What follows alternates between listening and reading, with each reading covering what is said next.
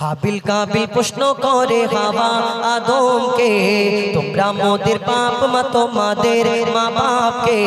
হাবিল কাবিল প্রশ্ন করে হাওয়া আদমকে, তোমরা মোদের বাপ মা তোমাদের মা বাপকে। বলো গো মোদের বলো কি তাদের নাম ছিল, বলো গো মোদের বলো কি তাদের নাম ছিল। মোদের দাদা দাদি নানা নানি আছে কোথায়, প্রশ্ন শুনে আদম হাওয়া হলো অবাক গো। হাবিল কাবিলকে তারা কি দেবে জবাব গো। দুজনে আল্লাহ বলে সিজদাতে যায় চলে, দুজনে আল্লাহ বলে সিজদাতে যায় চলে। বলে মাসুম ছেলে মোদের কাছে একই জানতে চায়।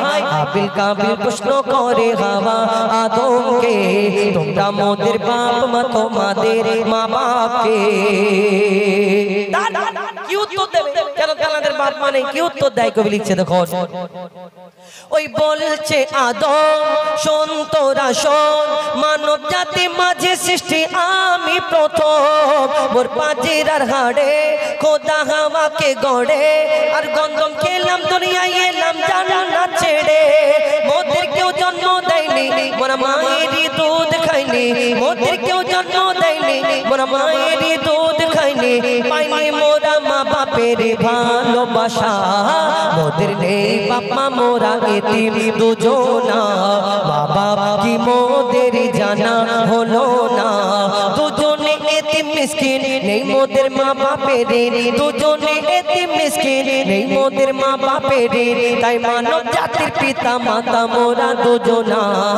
হাবিল কাবিল প্রশ্ন করে হাওয়া আদমকে, তোমরা মোদের বাপ মা তোমাদের মা বাপকে।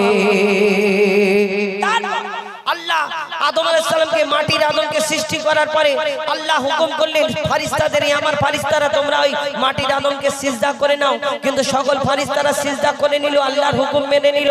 একমাত্র একটা ফেরেশতা সিজদা করলো না, যার নাম হলো আজাজিল, যাকে ফেরেশতাদের সর্দার বলা হতো। কিন্তু কেন সিজদা করলো না? আল্লাহর হুকুম যখন সবকটা আল্লাহর হুকুম মানলো, এই আল্লাহর হুকুম কেন মানলো না? এই আজাজিলটা তাহলে আসলে কে?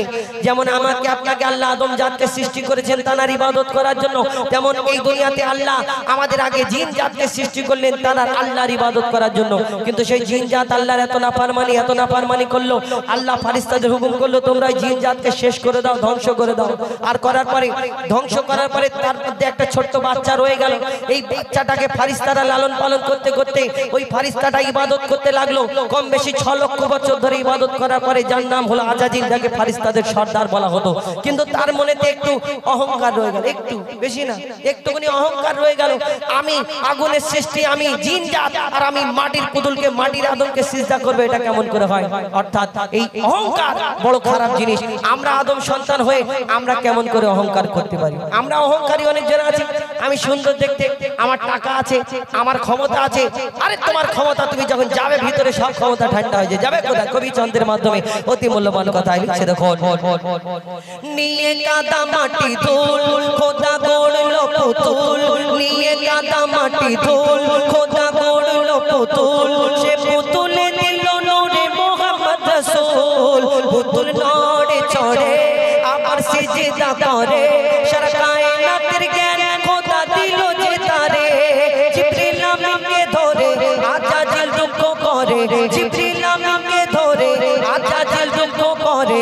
আমাকে ভুলে গেল খোদা আদমের মায়ায়, আমি জিন জাত তবু ফেরেশতাদের সর্দার। সব থেকে বেশি জ্ঞানী আমার অহংকার, আগুনে আমার জন্ম আর মাটিতে গড়া আদম, আগুনে আমার জন্ম আর মাটিতে গড়া আদম। আরে আদমকে সে সিজদা দেবে আমার দুটি ভাই। হাবিল কাবিল প্রশ্ন করে হাওয়া আদমকে, তোমরা মোদের বাপ মা তোমাদের মা বাপকে। বলো গো মোদের বলো কি তাদের নাম ছিল, বলো গো মোদের বলো কি তাদের নাম ছিল। মোদের দাদা দাদি নানা নানি আছে কোথায়? হাবিল কাবিল প্রশ্ন করে হাওয়া আদমকে, তোমরা মোদের বাপ মা তোমাদের মা বাপকে। হাবিল কাবিল প্রশ্ন করে হাওয়া আদমকে, তোমরা মোদের বাপ মা তোমাদের মা বাপকে।